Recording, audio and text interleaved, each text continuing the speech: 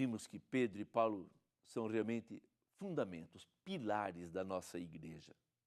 Mas Pedro teve um papel especial por ser aquele que deveria confirmar os seus irmãos e ser assim um ponto, centro de unidade, especialmente depois da morte, ressurreição e da vinda do Espírito Santo, e foi isso que aconteceu.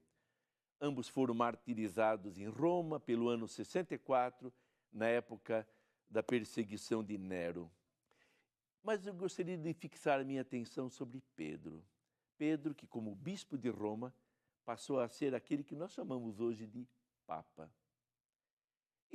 Só que ele um dia morreu, foi martirizado, e logo se percebeu que aquele que fosse o seu sucessor, como bispo de Roma, deveria continuar essa sua missão, para que a missão que é de Cristo na igreja continuasse pelos séculos afora.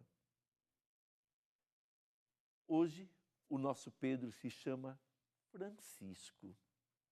Que surpresa para o mundo, que surpresa para a igreja. Parecia que quem escolhia o novo Papa era a imprensa, e a imprensa já tinha escolhido, vai ser este, ou se não esse, ou se não aquele.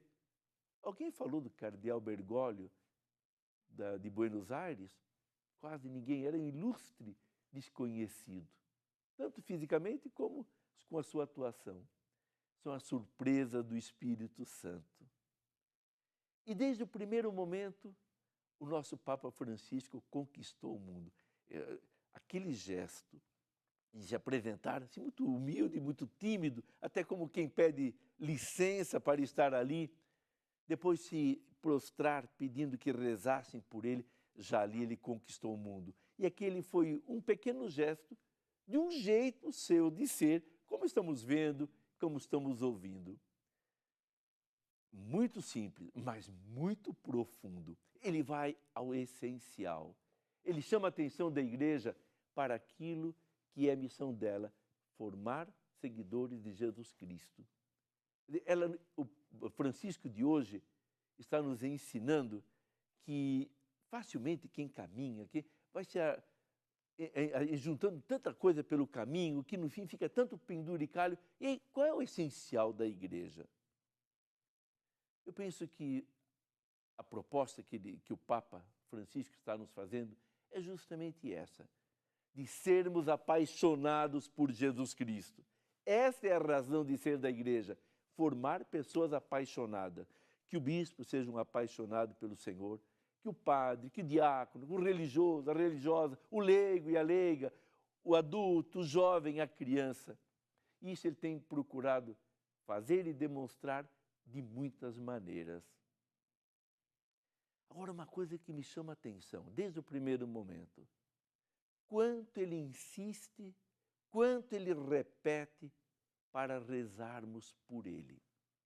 Quer dizer, ele entende que o ministério dele está acima de suas forças, que sem a graça de Deus, ele não vai poder cumprir a sua missão que Cristo espera dele. Mas ele sabe também que com a força de Deus, com a graça do Senhor, ele vai conseguir realizar a sua missão. E por isso ele pede, rezem por mim. Rezem por mim. Numa noite ele diz, agora antes de dormirem, rezem 3 Ave-Marias por mim. Quer dizer, aquela convicção de que precisa do sustentáculo da oração. E é isso que nós somos chamados a fazer, especialmente nessa festa de São Pedro e São Paulo. Pedir ao Senhor, olha, Senhor, nos deste um Papa tão especial, tão querido. Aliás, cada Papa foi sempre especial no seu momento. Eu, com os Papas, aqueles que eu conhecia, assim, acompanhando, que para mim cada um deles enriqueceu a igreja de uma determinada forma. Mas agora vamos rezar muito pelo Papa Francisco, para que o Senhor não só o ilumine, o fortaleça e lhe dê a graça de ser perseverante, mas que abra o coração também do mundo, não só dos fiéis cristãos católicos, do mundo, para escutar a sua mensagem, que é a mensagem que, sem dúvida nenhuma, Cristo faria ao mundo, faria a nós, se estivesse visivelmente presente no meio de nós neste tempo. Peço que você, então, multiplique suas orações pelo Papa Francisco e invoco sobre você a bênção de Deus Todo-Poderoso, o Pai, o Filho e o Espírito Santo. Amém.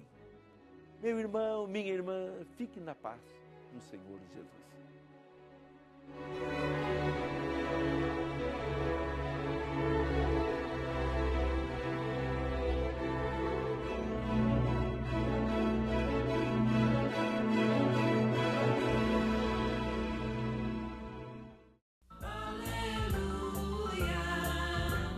A missão dos apóstolos foi pauta do Anunciamos Jesus por diversas vezes.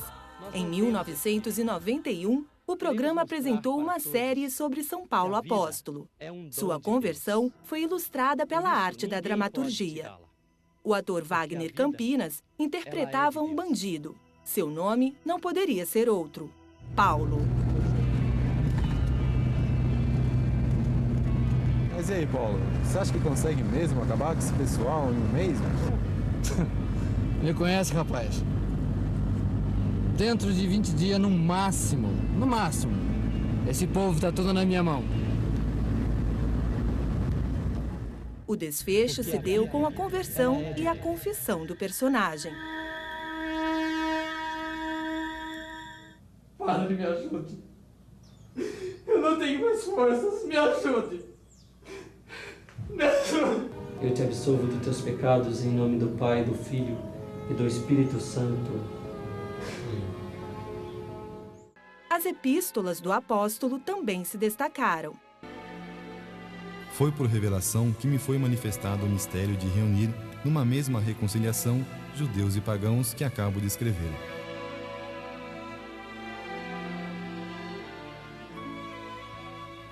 Lendo-me, podereis compreender o que me foi concedido neste mistério cristão.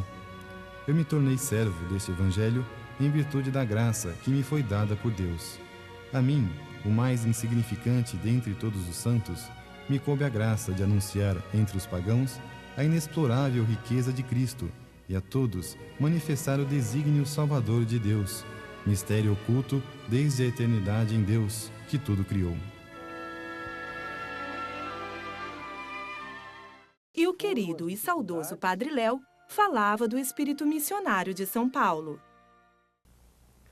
Mas se há 20 ou 30 anos atrás era tão difícil fazer uma viagem, imaginemos há 2000 anos atrás. E exatamente há 2000 anos atrás foi que esse jovem, Paulo de Tarso, iniciou esse método novo e revolucionário de evangelização. Levar o evangelho até as pessoas. Levar o evangelho em todas as cidades. E quantas foram as dificuldades pelas quais passou Paulo? Dificuldades pela carência nos meios de transporte, ou a lombo de animais, cavalo, burro ou camelo, a pé ou embarcado. Desertos, chuva, frio, fome, tempestades. Mas lá estava Paulo, indo ao encontro das pessoas para anunciar-lhes essa novidade absoluta que transformou totalmente e completamente a sua vida. Hoje em dia, o mundo é uma aldeia global. É tudo tão fácil. Pelos meios de comunicação, pela evolução dos transportes, o mundo ficou tão perto. E mesmo assim, muitas vezes, nós colocamos obstáculos para ir ao encontro do outro, para anunciar-lhe esta notícia fantástica da libertação plena do ser humano em Jesus de Nazaré.